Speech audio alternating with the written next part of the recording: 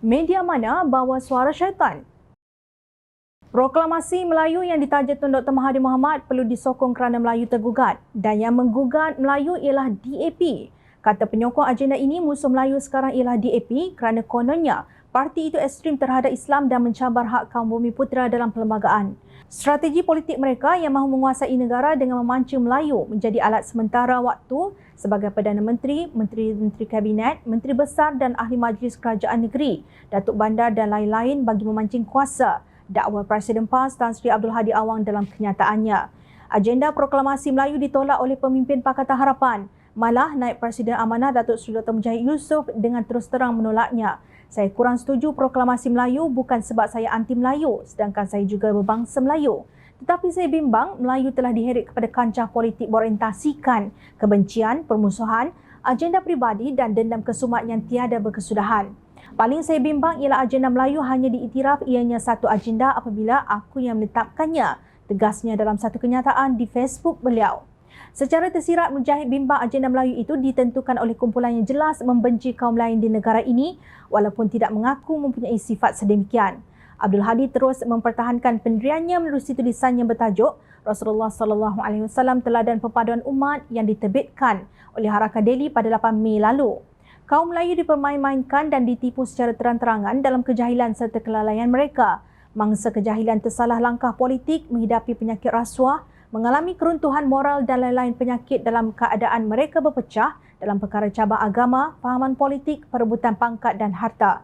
Jangan biarkan kuasa politik yang masih ada ini terlucut kerana jahil dan leka, kerana kuasa politik memayungi segala perkara yang lain, kata Abdul Hadi. Beliau menyeru supaya keadaan ini diselamatkan dengan perpaduan bangsa Melayu Islam yang katanya seperti mana Rasulullah SAW memulakan dengan perpaduan bangsa Arab.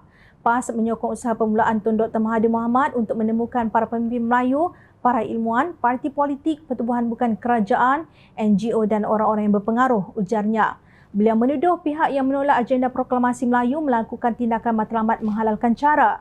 Ketepikan mereka yang tenggelam dalam mengejar apa sahaja cita-citanya sehingga matlamat menghalalkan segala cara dan menyerang tokoh-tokoh Melayu secara peribadi yang berjaya dalam politik, ekonomi, akademik dengan berbagai-bagai ungkit-mengungkit dan sindiran, tegasnya. Abdul Hadi juga mengulangi dakwaan bahawa bukan Melayu adalah penyakau dan perasuah. Beliau juga mensyaitankan media. Pada masa yang sama, mereka itu bersekongkol dengan kalangan yang nyata bukan Islam dan bukan Melayu yang paling besar dan banyak penyakaunya, paling ramai yang kaya raya menjadi penyumbang dan penerima rasuah. Bahkan turut bersamanya kalangan yang ekstrim politiknya terhadap Islam dan Melayu, kalangan media yang membawa suara syaitan yang menggoda orang Melayu dan kalangan ilmuwan yang otaknya diletak ke dalam perut, mereka melompat laksana kera yang bergayut di mana pokok yang lebat buahnya termasuk buah beracun dan memabukkan dakwanya.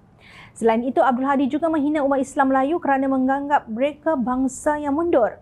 Umat Islam Melayu yang mundur wajib bersatu dengan kembali semula kepada Islam. Semua bangsa yang penganut Islam paling layak memimpin dunia.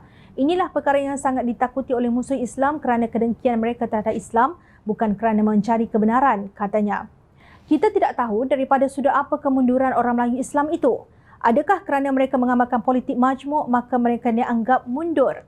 Lebih dahsyat lagi, adakah menyokong pemimpin yang memerangi rasuah itu mundur? Benar, orang yang beriman itu bersaudara dan wajar didamaikan. Justru, jawab dengan jujur. Adakah mencemuh media sebagai pembawa suara syaitan dan mengejek mereka yang tidak sehaluan dengan pendirian PAS seumpama kera satu kaedah baru dalam perdamaian? Apa akan jadi kepada orang Melayu Islam jika setiap kali mahu bangkit untuk melawan segala bentuk kebejatan, mereka ditarik untuk kembali mengamalkan asabiah kerana kononnya tergugat keislaman dan kemelayuannya? Siapa sebenarnya yang tenggelam dalam kejahilan dan kelalaian akibat dendangan nyanyian bigotry dan perkauman? Orang Melayu Islam wajar menolak sebarang bentuk asabiah. Benar, Rasulullah SAW teladan perpaduan umat. Tetapi Rasulullah SAW tidak menyisihkan umat baginda berdasarkan kaumnya, budayanya atau fikrah politiknya.